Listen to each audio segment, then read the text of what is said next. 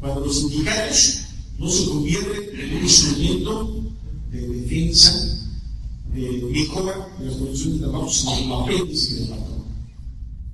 Para evitar cosas de prestaciones para que se pueda componer una base, a lo mejor cualquiera lo puede hacer, pero cuando el sindicato se convierte en una instancia de estudio de la capacitación suprema del sindicato. Lo que quisiera comentar, que esta reforma constitucional planteó un término de 180 días para llevar a cabo la instauración de leyes reglamentarias. Que precisamente el 11 de septiembre de 2013 se llevaron a cabo tres, por un lado la modificación de la Ley General de Educación, que ya está. Esta Ley General de Educación sufrió modificaciones, pero se crearon dos leyes: la Ley General del Servicio Profesional Docente y la Ley del Instituto Nacional de Evaluación de Educación. Esas dos leyes fueron las que se crearon. Pero una cuestión que nos llamó la atención fue precisamente que esta Ley del Servicio Profesional Docente fue como el equivalente de una ley laboral, porque eran los restos de la ley laboral que se quitó, la ley laboral de los trabajadores de la educación. Porque nos encontramos de que en esta Ley del Servicio Profesional Docente, en una revisión acuciosa que hemos llevado a cabo, se crearon 20 causales adicionales a las que ya están establecidas en las leyes laborales orgánicas de todo el país. 20 causales adicionales. Y que obviamente con una característica muy importante: se anula el derecho que tienen los trabajadores a una garantía de audiencia en la cual puedan defender sus derechos. Lo que hizo el Estado fue convertirse en autoridad, en juez, y entonces dicen: yo no quiero juez, yo no quiero autoridad, yo soy el que voy a decidir de lo que se va a hacer. Y en un artículo 75 de la Ley General del Servicio Profesional Docente plantea que cuando haya una falta de infracción por parte del trabajador, la autoridad educativa le comunicará al trabajador: has cometido estas faltas. Te doy un plazo de 10 días para que digas qué pasa con esas faltas. Tienes que expresar agravios en esa respuesta. Tienes que ofrecer pruebas para demostrar tu inocencia. Y lo que resulta de eso es que el patrón puede llevar a cabo la separación de esta manera. Eso trae como consecuencia temas muy delicados. Por un lado, la autoridad se convierte en juez y parte. Dos, quien interpreta las normas es el propio patrón. Se quita eso de que en caso de duda prevalecerá la interpretación más favorable del trabajador. Se quita el derecho que tiene todo trabajador a un acta administrativa. Una acta administrativa en la que pueda participar el sindicato, el trabajador, su defensor, que pueda conocer a los testigos que están operando en su contra, que pueda conocer directamente los documentos que tiene para ver si son auténticos o no, para que pueda ofrecer en todo caso las defensas en una acta administrativa abierta. Eso desaparece. Todo se hace para que el trabajador ya no tenga la representación del sindicato, si quisiera en lo individual, que lo tenga que hacer. Y de esta manera el trabajador no tiene a su alcance la manera de percatarse de si esas pruebas fueron fabricadas. Hemos tenido conocimiento ya de que la forma como ha operado ya esa ley, un caso significativo que nos llamó mucho la atención, una ciudad de Ticul, allí en Yucatán, una profesora se le acusó de faltas, de abandono de empleo. Un viernes levantaron el acta, 3 personas dijeron: sí, en efecto, la profesora faltó el día 5, 6, 7, 8, 4 faltas. Y los 3 testigos dijeron lo mismo, como si estuvieran leyendo un documento, y se termina el acta sin la intervención de la persona el viernes, y el día lunes ya no la dejan quitar. Entonces, obviamente, el tema es muy delicado, porque esta reforma, aun cuando diga que se respetarán los derechos laborales, en los hechos están planteando una situación en donde solamente va a ser el patrón, la autoridad, el que va a determinar y le va a dar valor a un documento, a las pruebas que ellos mismos estén determinando. Es decir, esa acta sin la intervención del trabajador o la trabajadora y el sindicato, para el patrón tiene validez. Y la ley dice que el único que puede darle validez a las pruebas es el patrón. Eso es inadmisible. ¿Dónde queda la justicia laboral? Queda barrida, queda sin ninguna posibilidad. Y entonces el tema de la inamovilidad, que ha sido una de las grandes conquistas, no solamente del magisterio, sino de la fuerza del servicio del Estado, queda hecha. ¿Por qué? Porque el derecho de la inamovilidad significa que no me pueden separar si no es mediante una resolución por parte de un tribunal de arbitraje. Y esta cuestión es repetida, por lo menos en 8 ocasiones, en la Ley General del Servicio Profesional Docente, en donde dice que se pueden separar a los trabajadores sin una resolución previa del tribunal de arbitraje. Esta es la parte clave en la que estamos señalando y diciendo de que se están violando derechos no solamente constitucionales, se están violando derechos humanos que están incluso reconocidos en tratados internacionales. La Convención Americana de Derechos Humanos, que tiene el mismo rango que la Constitución, establece en su artículo 25 que toda persona tiene derecho a ser oída, conocer las pruebas antes de que se pueda considerar la pérdida de sus derechos. No hay un reconocimiento en ese sentido.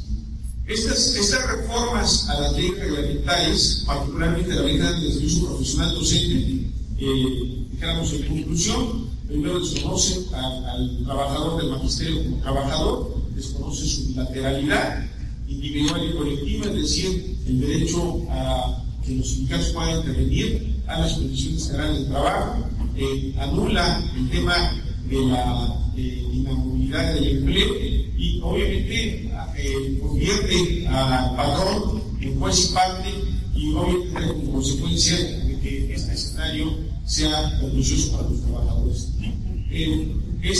Además, estas leyes dan un periodo de otros 6 meses, ese 11 de septiembre, para que todos los estados se armonicen los derechos administrativos y laborales de todos los trabajadores en todos los estados.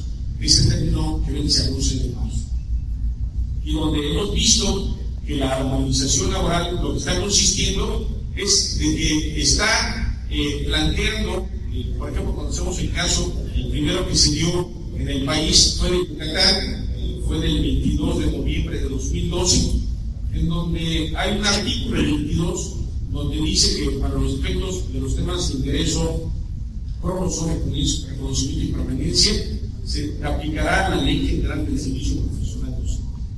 Con ese artículo, como tal, trae como consecuencia la entrada de toda esa ley que permite al Estado la aplicación de estas leyes causales adicionales con todos sus elementos que yo estoy comentando.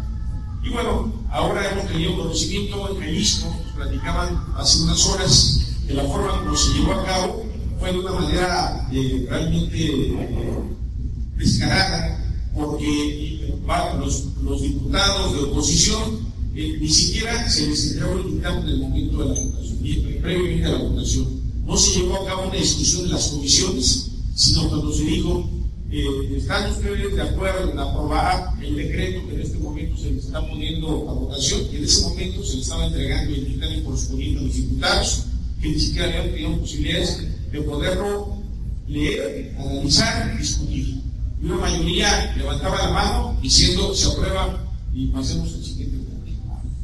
Entonces, obviamente, la forma como lo están llevando a cabo, ya lo observamos en Michoacán, ya lo estamos observando en Quintana Roo, la forma como lo están llevando a cabo, de estar llevando a cabo disposiciones que son inauditas. Yo revisaba la ley esta del estado de Jalisco, en donde prácticamente seguramente a los asesores les dijeron en la noche, después de la reunión de CONAGO, de hace 3 días, en donde acordaron de que iban a armonizar todos los estados, y seguramente a una madrugada hicieron este documento porque incluso los transitorios de la ley de Jalisco son idénticos a la Ley General del Servicio Profesional Docente.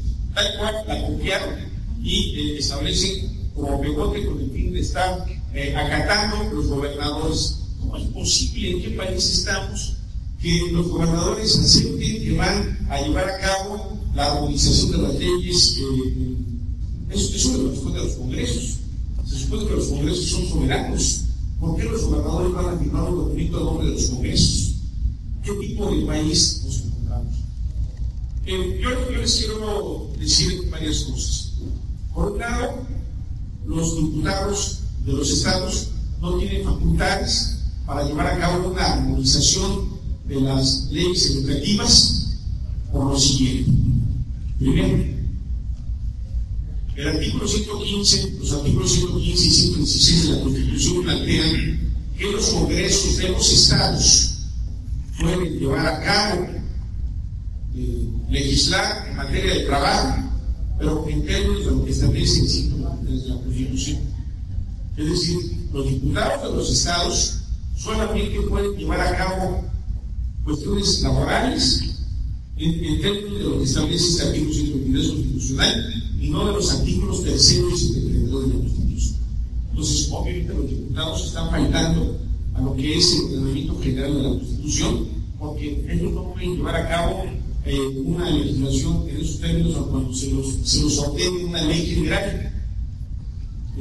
Quiero precisar por qué es una ley general. ¿Por qué creen ustedes que es una ley general y no ley federal? Porque las leyes generales no son obligatorias. La Ley General de Educación, me refiero a los estados, porque cada estado tiene una ley de educación, porque son los congresos los que tienen que legislar al respecto. Entonces, la Ley General de Educación, la Ley General del Servicio Profesional Docente, solamente pueden tener aplicación si los congresos de los estados así lo hacen y tienen que hacerlo a través de una ley estatal. Entonces, esas leyes finalmente incluso se han cuestionado por la validez constitucional. Segundo, lo que habrá que señalar es que los diputados no pueden llevar a cabo una reforma a la ley de educación que pueda estar en contravención con las leyes actuales. Por ejemplo, en la California Sur hay una ley laboral que rige para los trabajadores al servicio del Estado y de los municipios. Y ahí hay una reglamentación especial que no puede cambiarse o limitarse o ser sustituida por una ley de educación en donde se están ahora respaldando derechos laborales. Ahora, ¿qué va a pasar? Los trabajadores del magisterio van a contar con varios instrumentos. Tienen que ver la Ley General de Educación del Estado, la Ley General del Servicio Profesional Docente, la Ley de los estados y municipios del Estado de Baja California Sur. Y obviamente el tema es de que todo esto que se está planteando está en franca relación no a derechos laborales, sino a derechos humanos. Yo les quiero precisar que cuando presentamos los primeros amparos contra la reforma constitucional, varios dijeron: ¿cómo te vas a amparar contra una reforma a la Constitución? Pues por supuesto que se puede, porque fíjense ustedes, el 11 de junio de 2011, casi un año después, un poco más de un año de que se hicieron estas reformas, el 11 de junio de 2011 hubo una reforma a la Constitución trascendente, la del artículo